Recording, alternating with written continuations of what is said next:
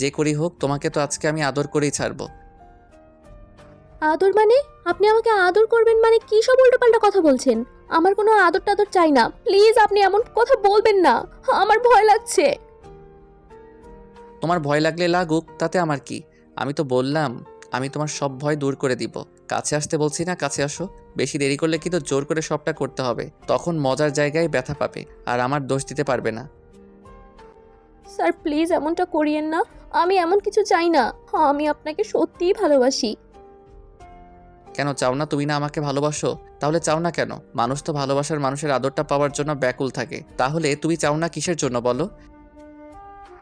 আর আপনাকে আমি সত্যিই ভালোবাসি, কিন্তু আজকে আপনার চোখে প্রচন্ড পরিমাণে ক্রোধ আর রাগ দেখতে পাচ্ছি, যেটা থেকে আমার মনে হচ্ছে আপনি আমাকে অনেক অনেক কষ্ট দিবেন। আমাকে আমাকে আমার প্রতি রাগ থেকে এমনটা করছেন। আমি এই মানুষটাকে কখনোই ভালোবাসিনি। তাহলে তুমি কাকে ভালোবাসছিলে? আমি নরম সরল সহজ একটা মানুষকে ভালোবেসেছিলাম, যে কিনা সবসময় আমাকে চোখে চোখে রাখতো। আমি ভাবতাম আপনি হয়তো আমাকে ছাত্রী নয়, গার্লফ্রেন্ডের হিসেবে দেখেন, ওই জন্য আমি আপনার প্রতি একটু একটু করে দুর্বল হতে শুরু করেছিলাম। আর এখন এত বেশি দুর্বল হয়ে পড়েছি, যার জন্য আপনাকে প্রচন্ড পরিমাণে ভালোবেসে ফেলেছিলাম। কি করব বুঝে উঠতে পারছিলাম না। তখন আপনাকে বিষয়টা বললে আপনি হেসে উড়িয়ে দিয়েছিলেন, বলেছিলেন আমি নাকি আপনার থেকে অনেক ছোট, আমার সাথে আপনার রিলেশন হওয়াটা সম্ভব না। তার উপর আপনি বারবার আমাকে ইগনোর করতেন, তাই আমি রাগ করে এরকমটা করেছিলাম। কিন্তু বুঝতে পারিনি আপনি এতটা রেগে যাবেন। প্লিজ আমার কাছে আসবেন না, আমার প্রচন্ড পরিমাণে ভয় লাগছে। তাহলে তুমি কাকে ভালোবেসেছিলে? সবই যখন বুঝতে পারলে, তাহলে এরকম একটা কাজ কেন করতে গেলে বলো? যার জন্য সবার সামনে আমার সম্মানটা ধুলোর সাথে মিশে গেল, বাসার সবাই আমাকে বাজে ভাবছে, আর শেষ পর্যন্ত তোমাকে আমার বিয়ে করতে হলো। আর এখন তো আমি তোমার বর, তাহলে বরের আদরটা পেতে তোমার সমস্যা কোথায়? তোমার তো আরও খুশি হওয়া উচিত যে আমি ভালোবেসে তোমার কাছে আসছি, তোমাকে আদর করতে চাইছি। তাহলে দূরে সরে যাচ্ছ কেন? কাছে আসতে বলছি না, কাছে আসো। না হলে কিন্তু জোর করে সবটা আমাকে করতে হবে।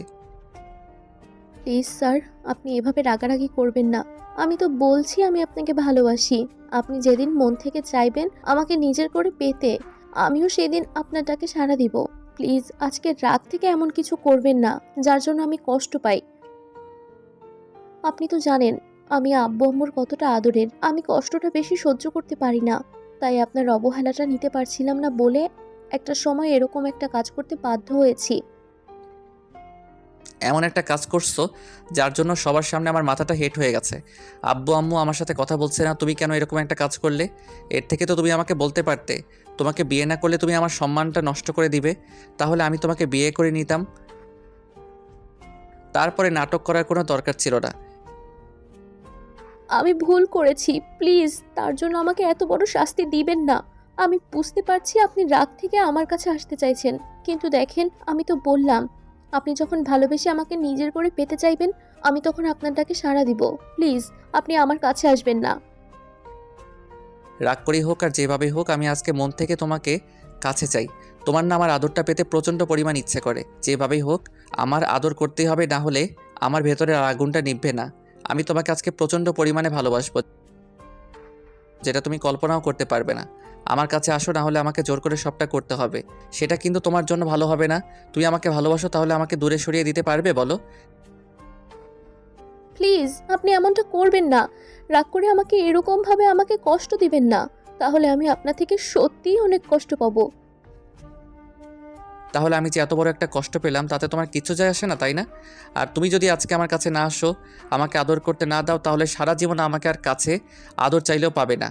এখন ভেবে দেখো, তুমি আমার কাছে আসবে নাকি আমি তোমার থেকে সারা জীবনের জন্য দূরে সরে যাব?